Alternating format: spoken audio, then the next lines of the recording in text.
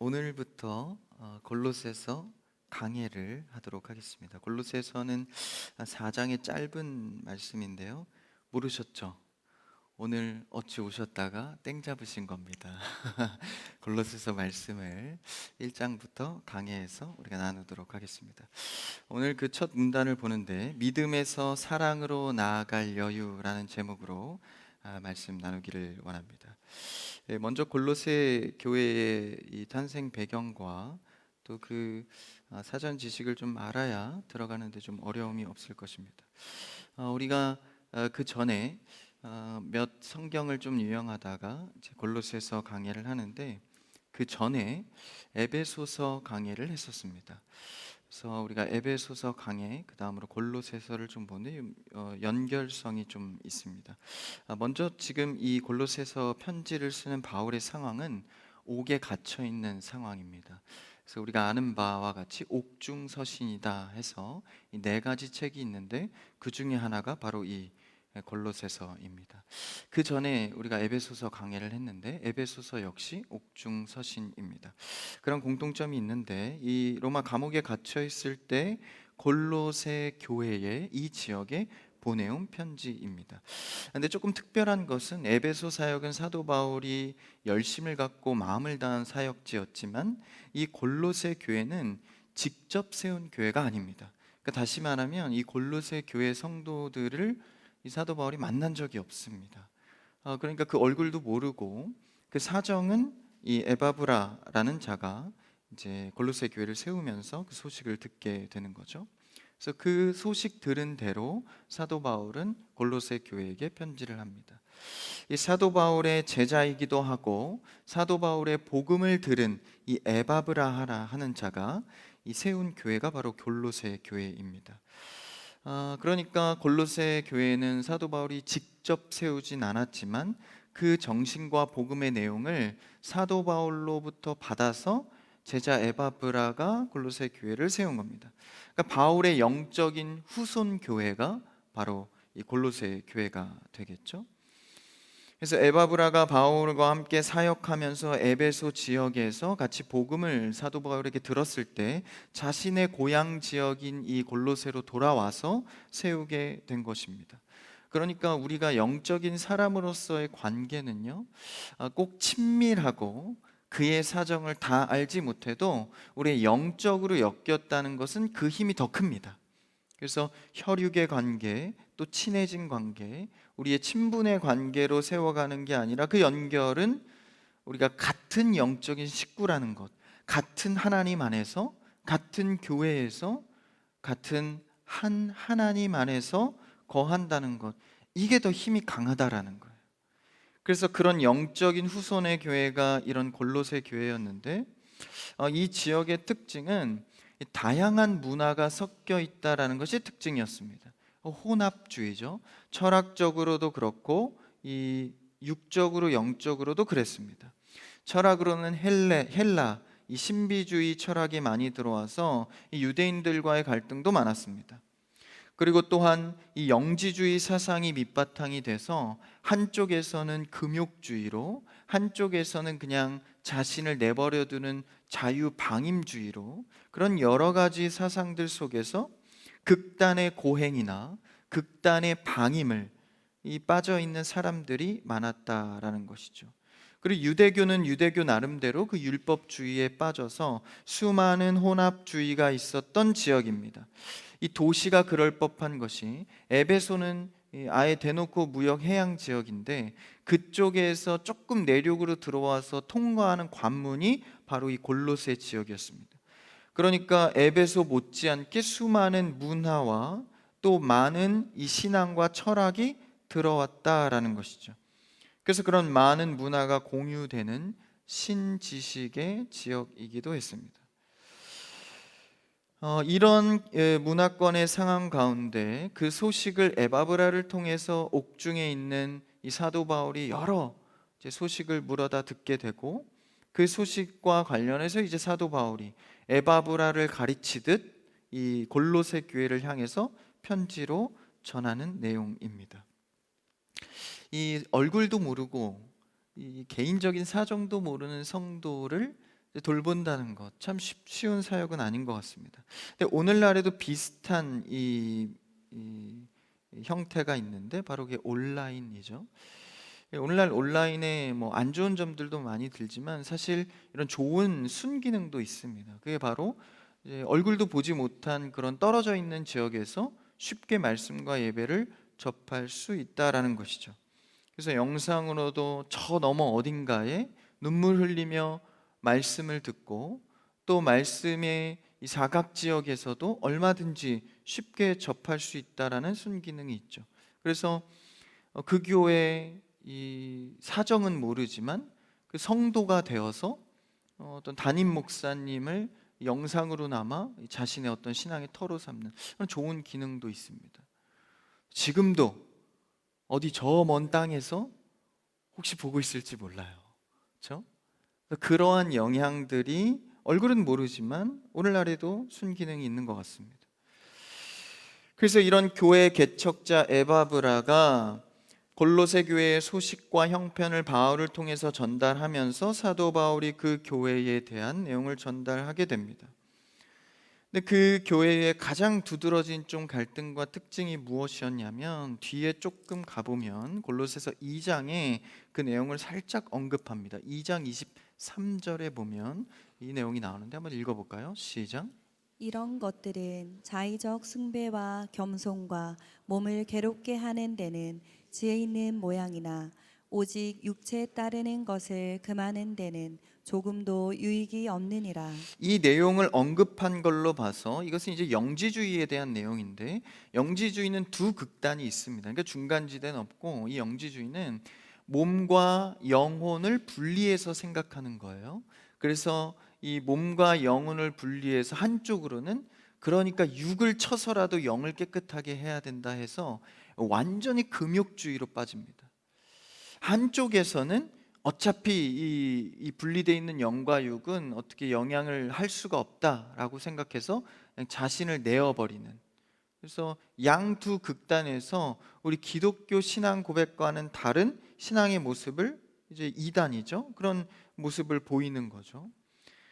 그런데 골로새 교회에서 조금 더 영지주의 특징 중에 더 두드러진 것이 23절을 보니까 뭐인 것 같습니까? 육체를 고단하게 해서 금하는 금욕주의가 더 많이 있는 것 같습니다. 23절에서 볼 수 있죠. 그래서 금욕주의에 빠진 모양새로 골로새가 몸살을 앓고 있는 것이죠.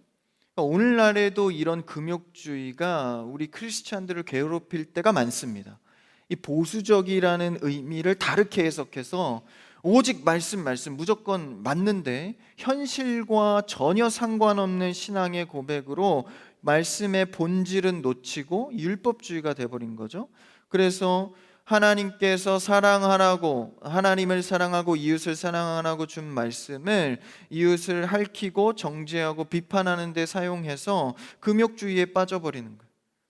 그래서 조금이라도 죄를 지면 벌벌 떨어서 어찌할 바를 모르는, 자신의 몸을 치고 정죄하는 데에 말씀을 써버려. 오늘날에도 그런 금욕주의의 폐단들이 있을 것입니다. 그래서 교회가 얼마나 이런 것들을 통해서 상처가 많은지, 함부로 정죄하고 관계를 쉽게 생각하고 이런 방임과 금욕에 대해서 오늘날도 충분히 복음과 다른 행보를 걸을 수 있다라는 것이죠. 그래서 이러한 골로새의 모습 가운데 오늘 사도 바울은 이 골로새 교회에게 가르치고자 하는 방향이 바로 교회의 머리는 오직 그리스도이시다. 그래서 그리스도에게 초점을 맞추고자 하는 말씀입니다. 그래서 골로새는 히브리서와 비슷하게 예수 그리스도를 가장 잘 드러내는 말씀이기도 합니다. 에베소서와는 좀 차이가 있는데, 우리가 전에 에베소 강해를 했는데 에베소서에서는 몸된 교회를 좀 더 강조합니다. 그런데 이 골로새서에서는 교회의 머리 대신 그리스도에 초점을 맞추고 있죠. 그래서 그분의 신성이라든지 그분을 통한 신앙생활이 어떠한 것인지 복음의 핵심적인 부분을 다루고 있습니다. 한번 그 내용을 이제 우리가 한번 좀 들어가 보기를 원하는데 한번 1절을 읽어볼까요? 1절 시작. 하나님의 뜻으로 말미암아 그리스도 예수의 사도된 바울과 형제 디모데는 먼저 사도 바울이 인사를 하면서 에바브라를 통해서 전달받은 그 복음에 대한 자신의 정체성을 드러내죠. 이것은 사도 바울의 정체성 동시에 에바브라를 통해서 복음을 들은 너희의 정체성을 강조하는 것이기도 합니다. 1절에 자신의 직분과 이름을 밝히죠. 이거는 이제 헬라식 소개인데 자신 정체성을 드러내는 겁니다. 사도. 이 사도는 뜻풀이를 하면 보냄을 받은 자입니다. 그러니까 스스로 가는 게 아니라 어디로부터 보냄을 받았다라는 것이죠. 어디로부터 어떻게 보냄을 받았나요? 1절에서 설명합니다. 하나님의 뜻으로 받았다. 그러니까 자의적인 결정으로 간 게 아니라 하나님의 뜻으로 세워진 자다라는 것이죠. 여러분, 우리는 하나님의 뜻으로 세워진 자인 줄 믿습니다. 그러니까 조금 알게 되면, 처음엔 잘 몰라요. 내 뜻대로 사는 것 같고 내 뜻대로 흘러가는 것 같지만 조금 알다 보면 하나님의 뜻으로 보냄을 받았다. 그래서 하나님의 뜻으로 보냄을 받았고, 두 번째는 무엇입니까? 그리스도로 그 뜻으로 말미암아 그리스도 예수의 사도 되었다. 그러니까 소속은 그리스도다라는 것이죠. 하나님의 뜻으로 예수님의 소속된 자로 보냄을 받았다라는 것이죠. 이것이 사도 바울이 드러내고 싶은 명확한 정체성입니다.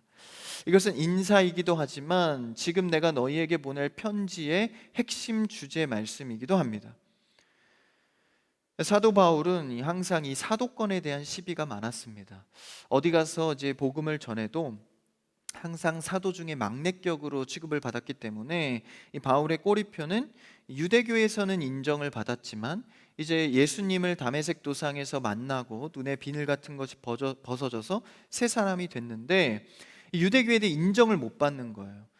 왜냐하면 크리스찬들에게, 왜냐하면 이 12 제자들은 직접 예수님과 다니면서 사도로 부름 받았으니까 명확하지 않습니까? 근데 이 사도 바울은 예수님 승천 이후에 나타난 사도이니까 사도 바울이 직접 예수님을 보긴 했지만 사람들에게는 보여진 적이 없는 겁니다. 사도 바울이 직접 말한 거기 때문에. 그래서 항상 어디 가나 이 사도권에 대한 이 시비가 붙은 것이죠.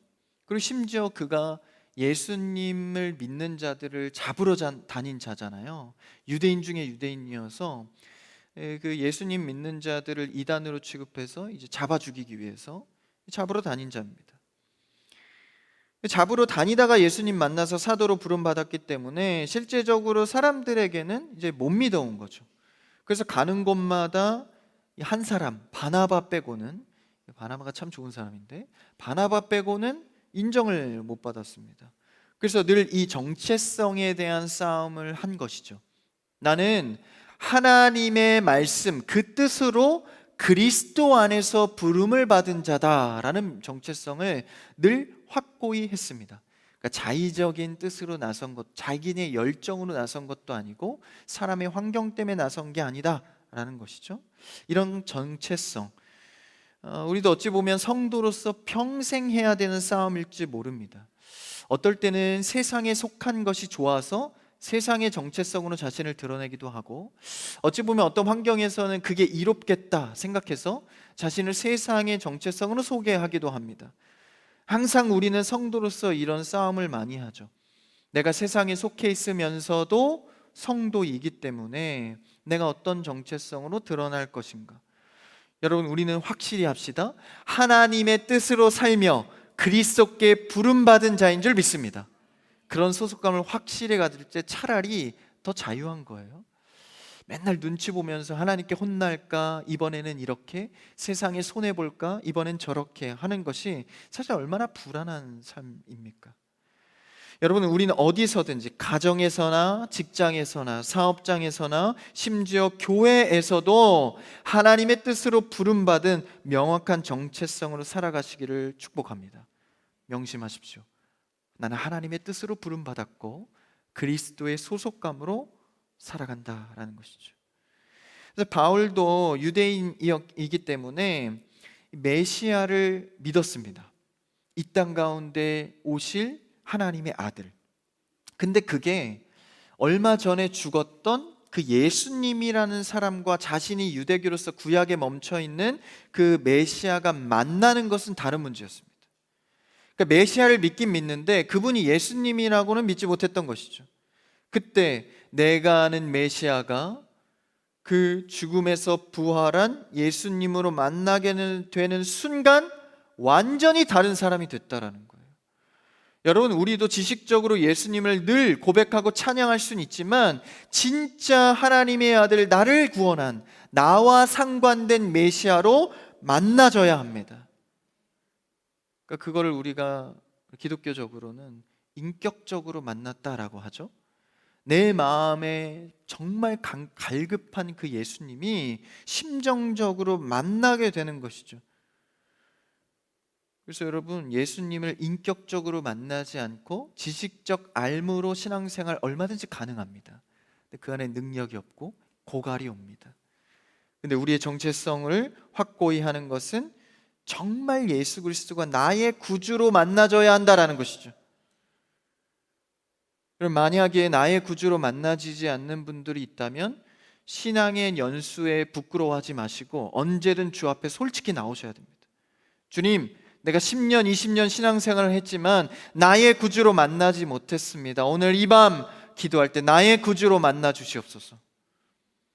솔직한 고백이 좋습니다. 자녀들도요, 교회만 다닌다고 안심하지 마십시오. 나의 구주로 만날 수 있게 되어줘야 합니다. 그걸 기도해야 되는, 인격적으로 주님 만날 수 있도록. 억지로는 안 되죠. 참 우리는 축복받은 인생인 줄 믿습니다. 그리스도를 알고 만났으니 내 인생의 해답, 내 마음에 알 수 없는 우울감, 공허함, 해결책을 알 수 없는 수많은 세상의 문제들, 여러분, 예수님이 만나지면 풀려집니다. 그것을 경험할 때 우리에게 신앙에 큰 희열이 있는 것이죠. 야, 주님이면 해답이 있구나.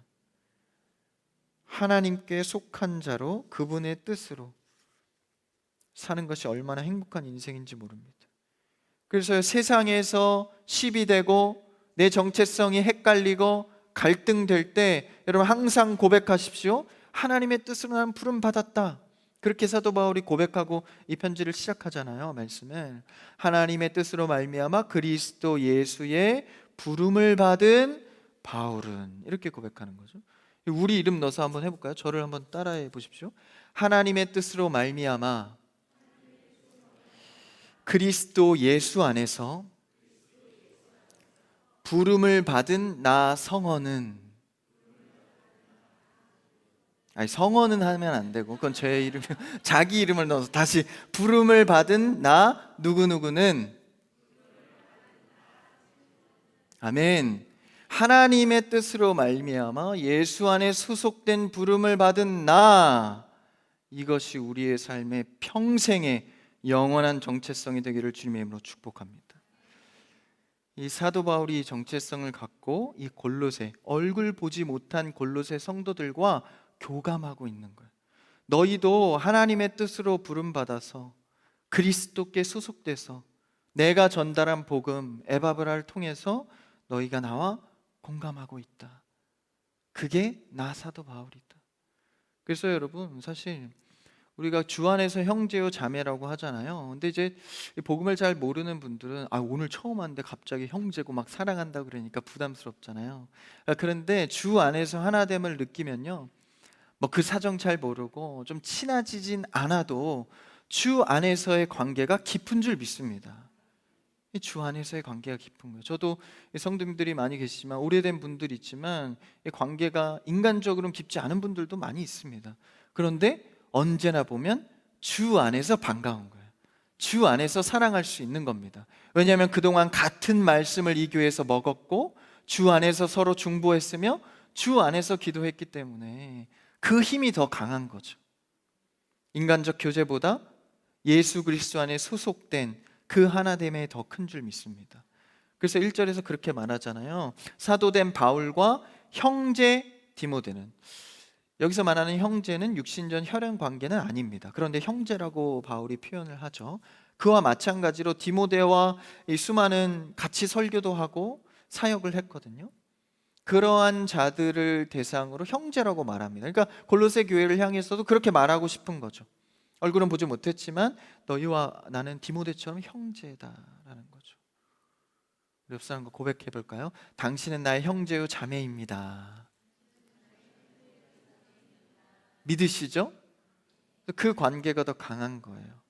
그러면서 2절에 뭐라고 인사를 마칩니까? 2절을 한번 읽어볼까요? 2절 시작. 곳에 있는 성도들 곧 그리스도 안에서 신실한 형제들에게 편지하노니 우리 하나님으로부터 은혜와 평강이 너희에게 있을지어다. 골로새에 있는 성도들 곧 그리스도 안에서 이렇게 표현하고 있죠. 그러니까 성도들이 영적으로 그리스도 안에 함께 거한다라는 것을 말해주고 있습니다. 그런데 그리스도 안에만 거하는 게 아니라 앞에 수식은 뭐죠? 골로새에 있는.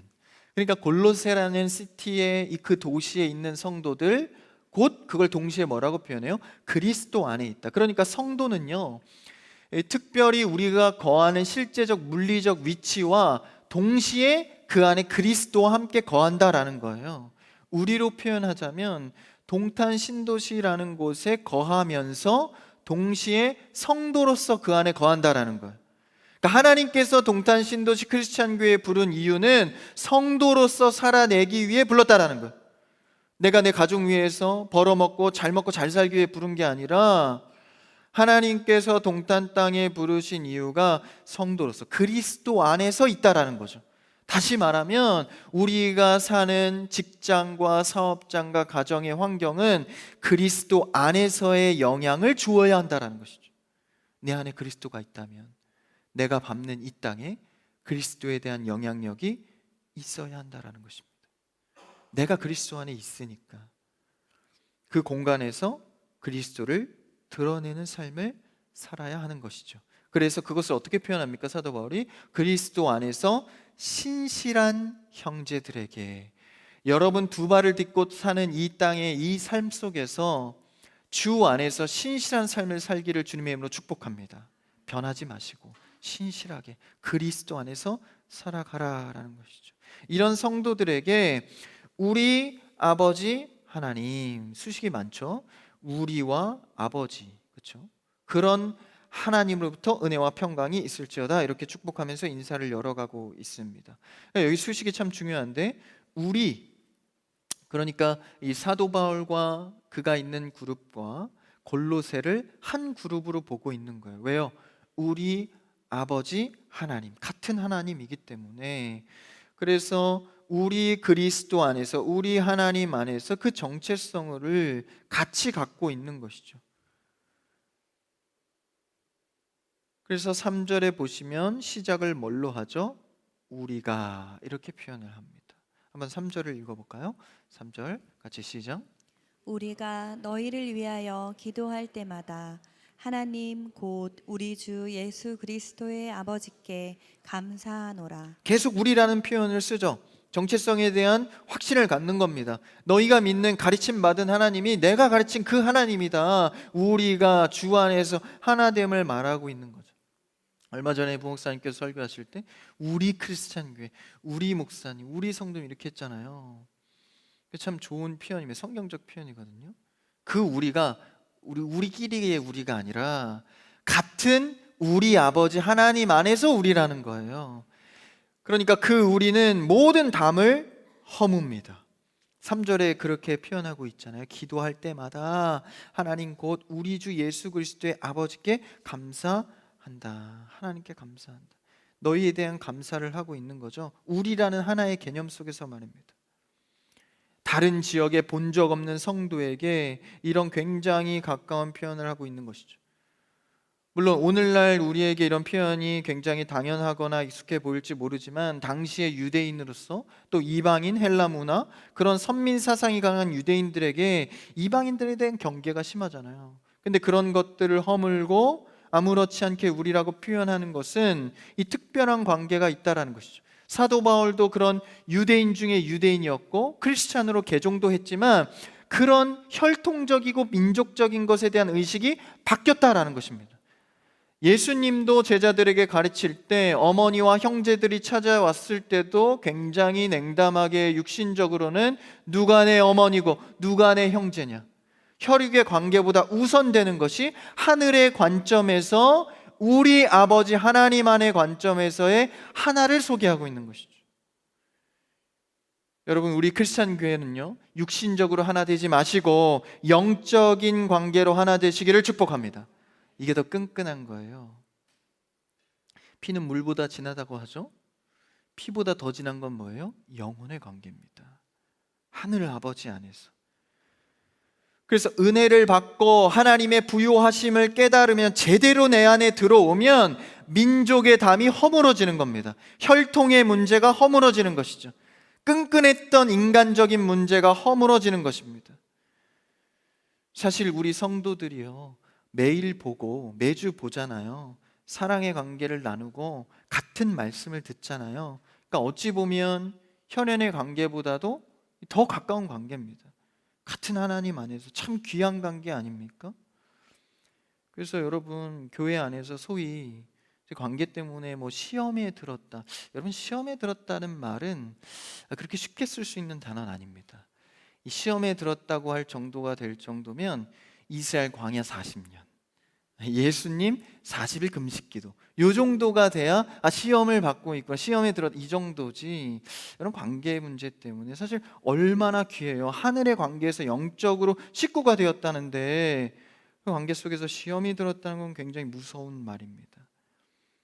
조금 맘 상하면 쉽게 교회를 나가니 들어오니 그렇죠? 좀 마음이 어려우면 직분자들을 입에 함부로 올리고 사역자들 입에 올리는 것도 너무 쉽고, 사실 여러분 가만히 보십시오. 이 관계가, 주 안에서의 관계가 얼마나 귀합니까? 매일 같은 말씀을 먹으면서 울며 기도하고 서로 중보하고 어려운 거 있으면 도와주고 사역자 안에서 순종하고 교회를 세워가고 그리스도의 머리 되심을 하나됨 안에서 느껴가고, 얼마나 귀한 관계인지 몰라요. 한번 인사해 볼까요? 당신은 정말 귀하십니다. 더 진심으로 하십시오. 당신은 정말로 귀하십니다. 정말입니다. 가만히 보세요. 그냥 보시지 마시고 가만히 보세요. 한 3초, 5초는 길고 3초 정도 가만히 보시면 정말 귀해요. 한 번 더 인사해 볼까요? 가만히 보니 정말 귀하십니다. 이 말이 정말 귀해요. 항상 가만히 봐야 돼요. 그래서 마음이 어려우면 제가 가끔 그런 얘기를 해요. 가만히 보세요. 가만히 보면 정말 이뻐요. 대충 보셔서 그래요, 성도님. 네? 가만히 보시면. 가만히 보니까 더 힘들어요, 목사님. 이러면 좀 곤란한데, 정말 주 안에서 가만히 보세요. 야, 내가 뭐가 이쁘다고, 힘들다 그러면 기도해주고, 어렵다 그러면 도와주고, 감사절도 다가오는데 감사한 관계 아닙니까? 제가 오늘 낮에 참 귀한 전화를 하나 받았는데, 이 모 성도님이 우리 교회에 이제 많이 이제 비 새는 건 잡혔는데 좀 몇 군데 있어요. 몇 군데 비가 안 잡히는 데가 있는데, 그걸 보시고 마음이 안타까워서 먼저 찾아오셔서, 제가 시설 관리인지 어떻게 아시고 먼저 찾아오셔서 자기가 좀 돌아보겠다고, 그 관련 있는 이제 업종에 계신 분인데, 뭐 이제 건축이나 이런 관련돼서 그걸 보시고 안타까워서 자기가 보겠다고 막 일일이 보시면서 도면도 보시고 이러면서 아는 업체를 컨택해서 이렇게 됐다고 하시면서 오늘 전화가 오셔서, 목사님 너무 걱정하지 마시고 자기가 이렇게 했으니까 일정만 잡아서 이렇게 한번 보겠습니다. 나아가서 비용도 걱정하지 마세요. 딱 이러는 거예요. 원래 비용 얘기 처음에 안 하셨거든요.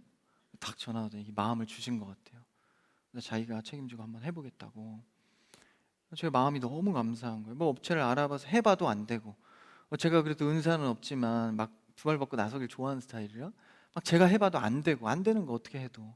근데 또 하나님께서 은혜 주셔서, 그러니까 얼마나 귀한지, 얼마나 고마운지 몰라요.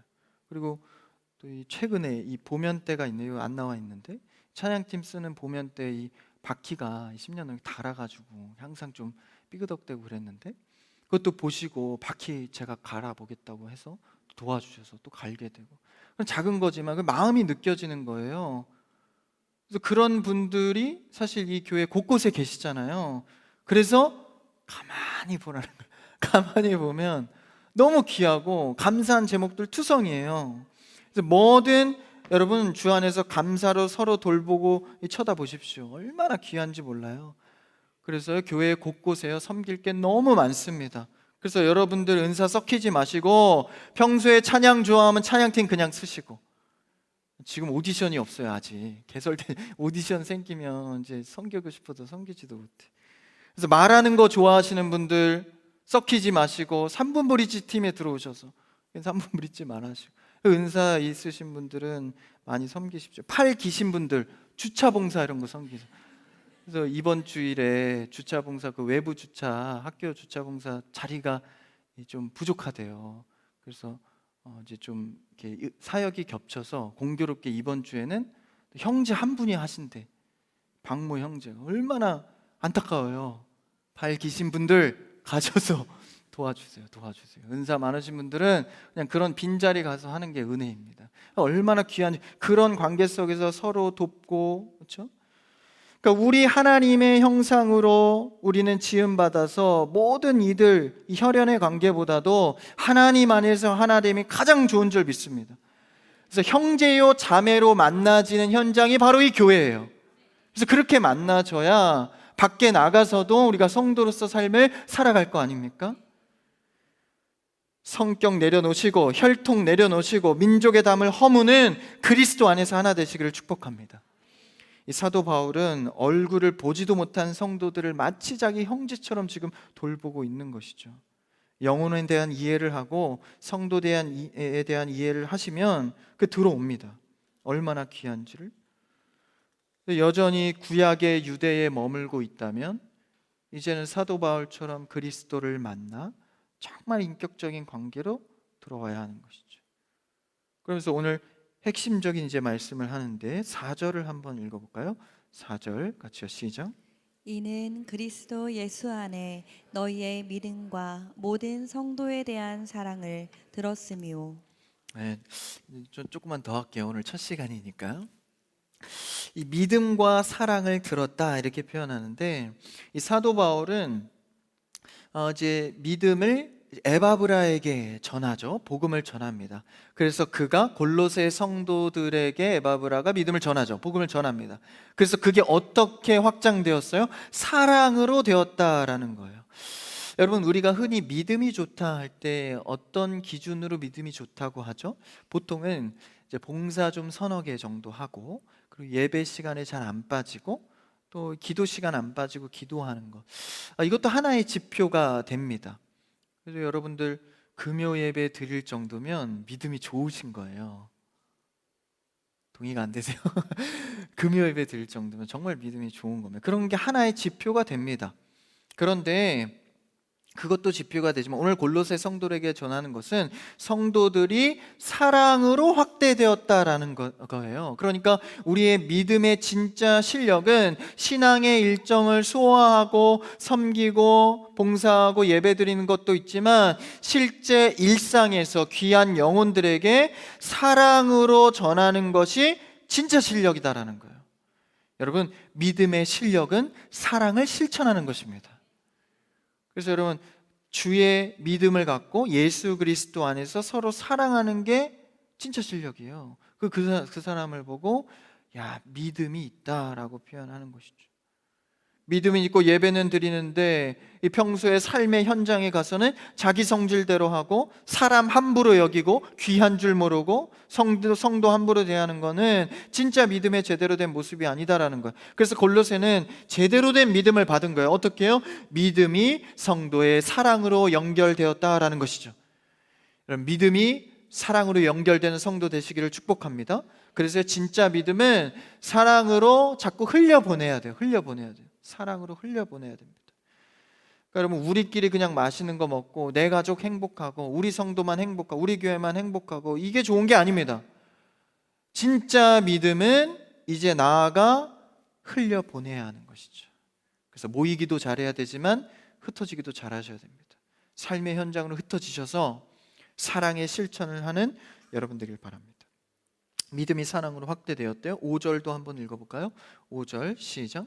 너희를 위하여 하늘에 쌓아둔 소망으로 말미암음이니 곧 너희가 전에 복음 진리의 말씀을 들은 것이라. 이게 진짜 중요한데, 이제 믿음에서 사랑으로 확장되었는 너의 믿음인데 이게 무엇으로 가능했다라는 거예요. 이게 참 이 골로새의 사도 바울은 이제 논문 형식으로 이렇게 이론적으로 잘 풀어주는데, 이 믿음이 사랑으로 확대된 것에 대해서 가능하게 한 뿌리가 무엇이라는 거예요. 하늘의 소망으로 말미암음이다. 그러니까 일반적인 사랑으로 좀 도와주고 도덕적으로 착한 사람이 됐다는 게 아니라, 이게 왜 가능하다는 거예요? 우리의 진짜 뿌리는 하늘의 소망을 두고 있기 때문에, 하늘의 우리 아버지 하나님에서 하나 된 우리가 천국 백성이기 때문에 그 마음의 여유로 믿음 안에서 사랑을 실천할 수 있다는 것이죠. 그럼 이 종말론적인 관점에서, 그러니까 천국의 소망이죠. 천국의 소망이 뭐로부터 들어왔대요? 5절 끝에 보니까 너희가 전에 복음의 진리의 말씀을 들은 것 때문에 천국의 뿌리가 생겼다라는 거예요. 믿음은 들음에서 남이요. 여러분, 복음의 말씀으로 천국의 소망을 두는 여러분들을 축복합니다. 사람의 설득이 아니라, 인간적인 방법이 아니라 말씀을 들음으로. 여러분, 3분 브릿지가 굉장히 귀한 거예요. 말씀을 들음으로 천국의 소망을 갖게 되는 것이죠. 그래서 성도들이 하나님의 말씀을 듣고 천국의 소망을 이루었으니 그 결과 믿음이 강건해져 사랑을 실천할 수 있게 되었다라는 것이죠. 원수를 사랑하는 믿음의 뿌리가 어디서부터 나옵니까? 천국의 소망에서부터 나오는 것이죠. 그럼 이 땅 가운데 천국을 소망 삼으며 살아가는 여러분들에게 축복합니다. 소망은 확정된 것입니다. 성경의 소망은 확정된 거예요. 다만 그림자일 뿐이니까 실체에 대해서 흔들리지 않는 것이죠. 그러니까 그림자로 보니까 실체가 있구나를 확신하잖아요. 실체는 언제 보죠? 그리스도가 다시 오실 때. 여러분, 막연한 희망만 있어도 살만 나잖아요. 근데 확실한 소망이 있을 때 믿음에 힘이 있는 것이죠. 사랑 실천에 힘이 있는 것입니다. 실체가 이미 주어진 소망이 바로 우리의 소망입니다. 그 소망의 실체를 언제 확인해요? 말씀으로 날마다 확인하는 것이죠. 말씀으로 심정적으로 내 안에 들어올 때 그것이 힘이 되는 것입니다.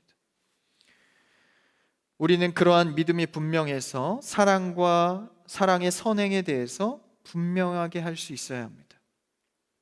모임을 패하는 어떠한 사람들의 습관과 같이 하지 마시고, 모이기를 힘써서 사랑 가운데 행하시고 또 기도하시고 성령에 불타는 하나님 안에서의 천국의 자녀 되시기를 축복합니다.